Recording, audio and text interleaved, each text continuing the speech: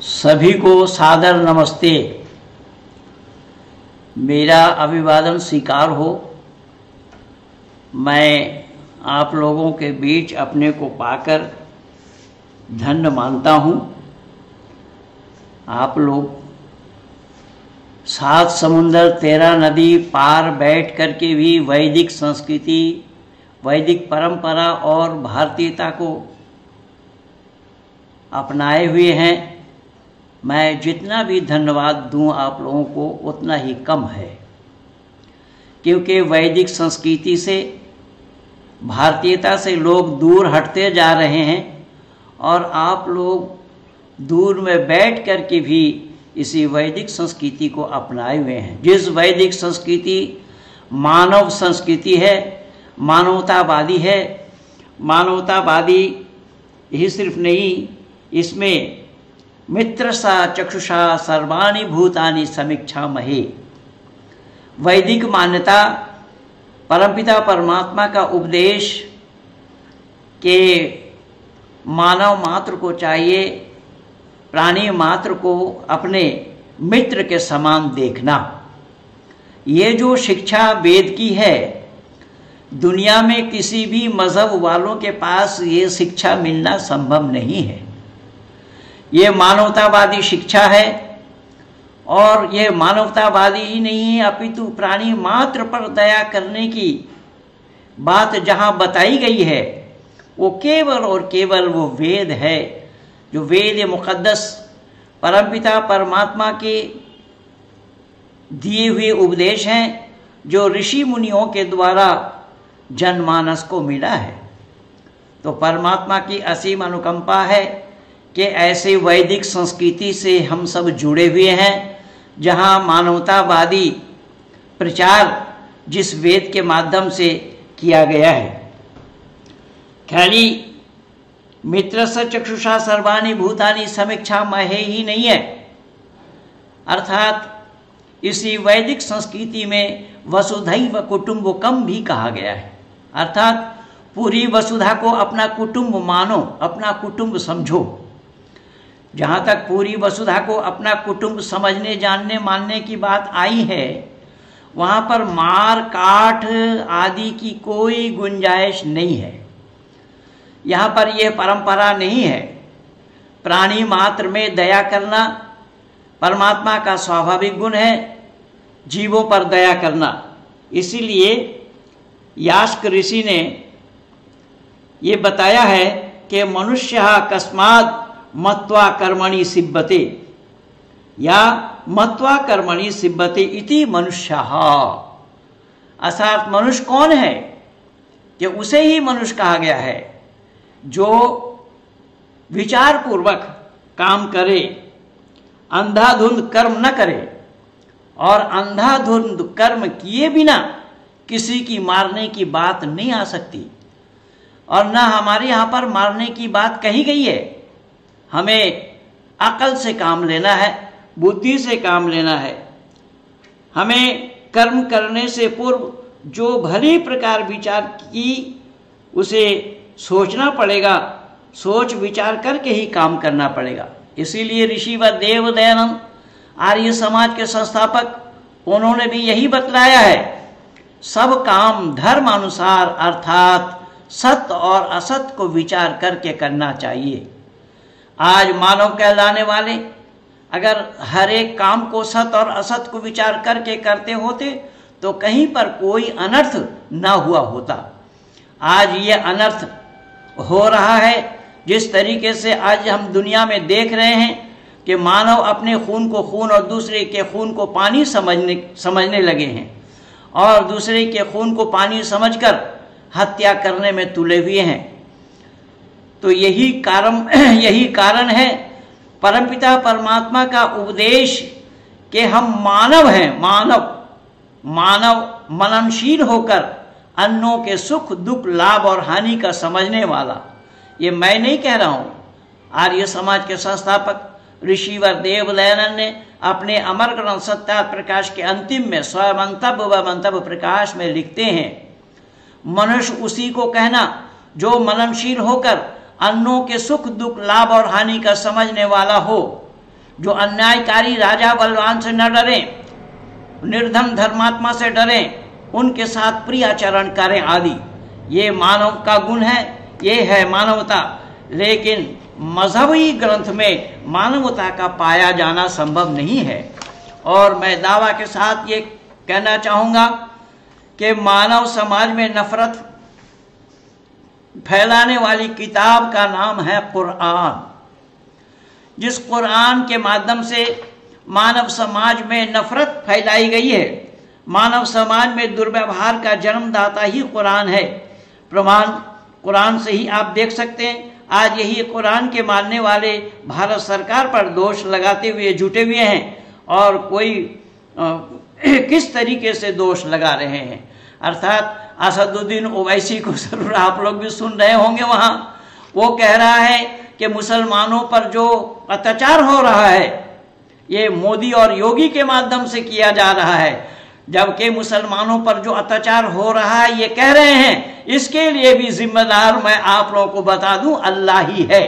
कारण अल्लाह ने अपने कलाम में यही जिक्र फरमाया है, वमा तशाऊना इल्ला यशा अल्लाहु रब्बुल आलमीन, कि मैं जो चाहता हूं वही होता है, तुम्हारे चाहने पर भी कुछ नहीं होता, तुम चाह करके भी कुछ नहीं कर सकते हो जब तक मैं ना चाहूं। अगर असदुद्दीन ओवैसी का कहना यह है कि प्रधानमंत्री भारत के नरेंद्र भाई मोदी और उत्तर प्रदेश के मुख्यमंत्री माननीय योगी आदित्यनाथ जी इस्लाम पर अत्याचार कर रहे हैं, लेकिन कुरान गवाह है, कुरान साक्षी है, अल्लाह के चाहे बिना नहीं हो सकता। तो अगर अत्याचार हो भी रहा है वो भी दोषी अल्लाह है, और अगर मोदी और योगी प्रधानमंत्री और मुख्यमंत्री बने हैं वो भी अल्लाह की मेहरबानी है। अगर अल्लाह की रजामंदी ना हुई होती तो उनका प्रधानमंत्री और मुख्यमंत्री बनना भी संभव नहीं था। मैं नहीं कह रहा हूं, यही कुरान मुकद्दस में अल्लाह तबारक ताला ने, अल्लाह जल्ल शाना ने इरशाद फरमाया। क्या कहा? या अय्युहल्लज़ीना आमनू इन्नमल मुश्रिकूना नजासुन फला युग़ल्लिबुल मसाजिदल हराम यअदू आहिदिहिम हादा इन खिफ्तुम अयलता फसौफा युअज़्ज़िबुकुमुल्लाहु मिन फज़लिही इन शाअ इन्नल्लाह अलीमुन हकीम। ऐ ईमानदारों, मुशरिकों तो तुम्हारे लिए निरा नजस है, अपवित्र है।